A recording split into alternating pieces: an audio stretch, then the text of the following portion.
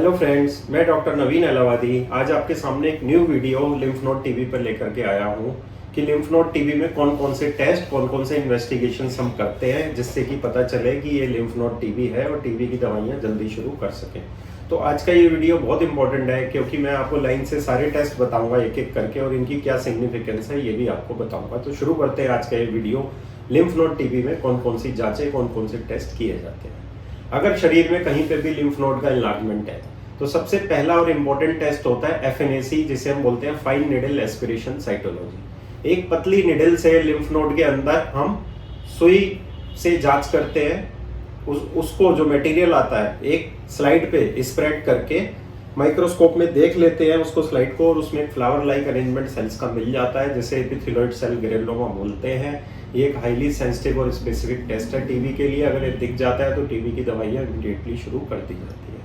अगर FNAC में कुछ डाउट होता है तो गोल्ड स्टैंडर्ड टेस्ट होता है biopsy, lymph node biopsy. Biopsy एक पीस ले लेते हैं लिम्फ नोड का चीरा लगा के, मेनली ये सर्जन लेते हैं, और उस पीस को हम हिस्टोपैथोलॉजिकल एग्जामिनेशन के लिए लैब में भेज देते हैं और इससे बहुत सारी स्लाइड बन जाती हैं और पेशेंट इन स्लाइड के जरिए सेकेंड ओपिनियन भी ले सकता है।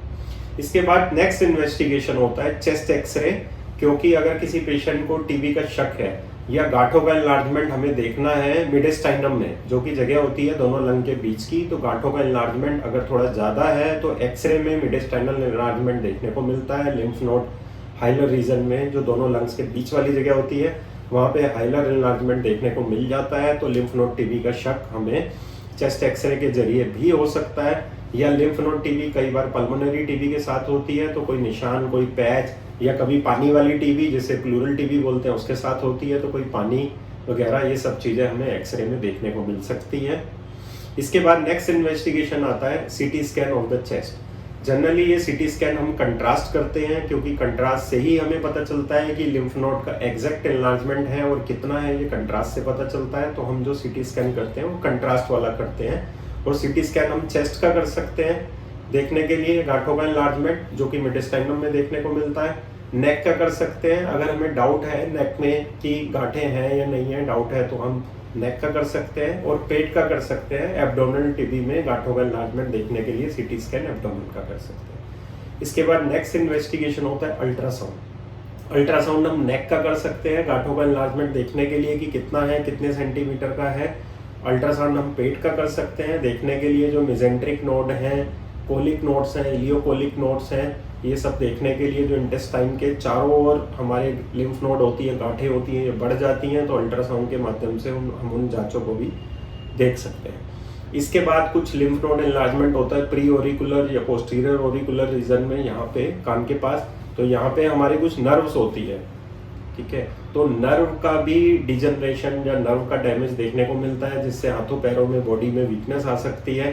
तो MRI भी किसी किसी केसेस में हमको करना पड़ता है देखने के लिए लिम्फ नोड टीबी में कि नर्व का इन्वॉल्वमेंट या वीकनेस या कमजोरी या पैरालिसिस नर्व के डैमेज की वजह से तो नहीं है, तो MRI भी हमको किसी किसी पेशेंट में करना पड़ता है। इसके अलावा जो अदर डायग्नोस्टिक पैरामीटर्स हैं जो हमें अदर टीबी में भी करते हैं वो भी कर सकते हैं, जैसे CBC करके हम जो लिम्फोसाइट्स होती है, एक न्यूट्रोफिल होती है, दूसरी लिम्फोसाइट होती हैं, मोनोसाइट, ईस्नोफिल, ये सारी सेल्स होती है जो बॉडी को डिफेंस मैकेनिज्म प्रदान करती हैं, सारी WBCs होती है।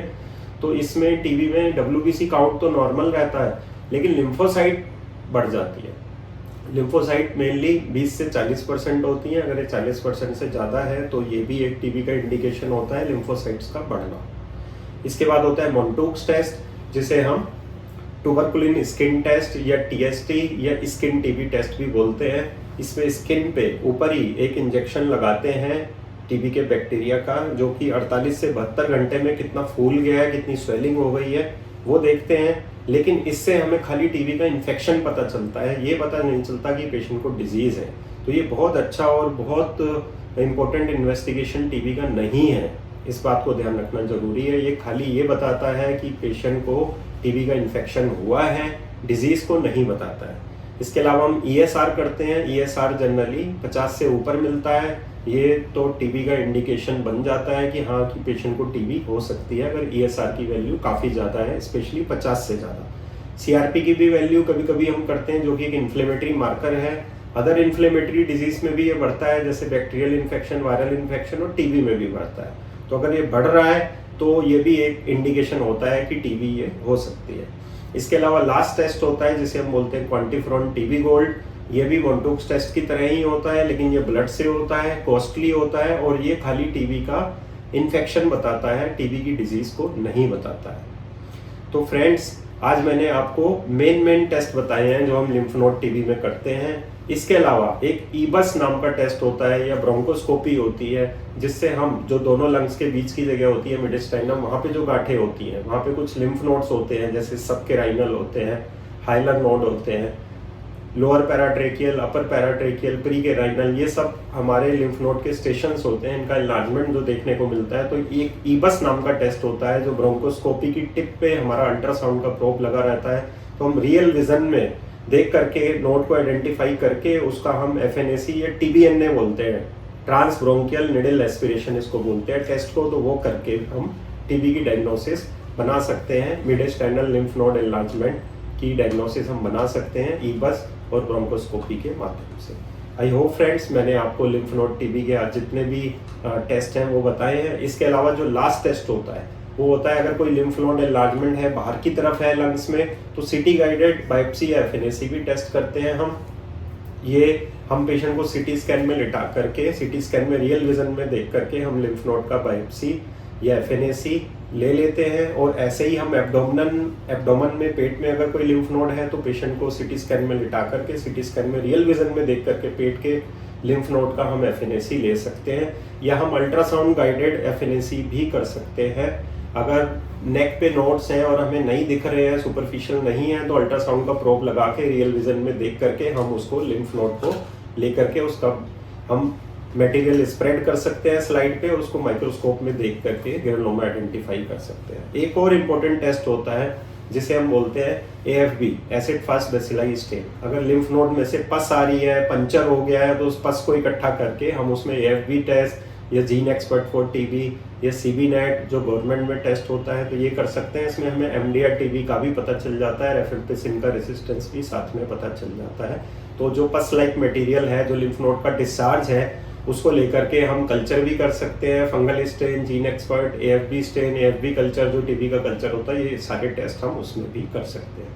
I hope friends, lymph node TB में कौन कौन से टेस्ट होते हैं आज मैंने काफ़ी डिटेल में बनाया है। आपको ये वीडियो पसंद आया हो, आप इस वीडियो को लाइक कीजिए, शेयर कीजिए, हमारे चैनल को सब्सक्राइब करके बेल आइकन जरूर प्रेस कीजिए। थैंक यू, धन्यवाद।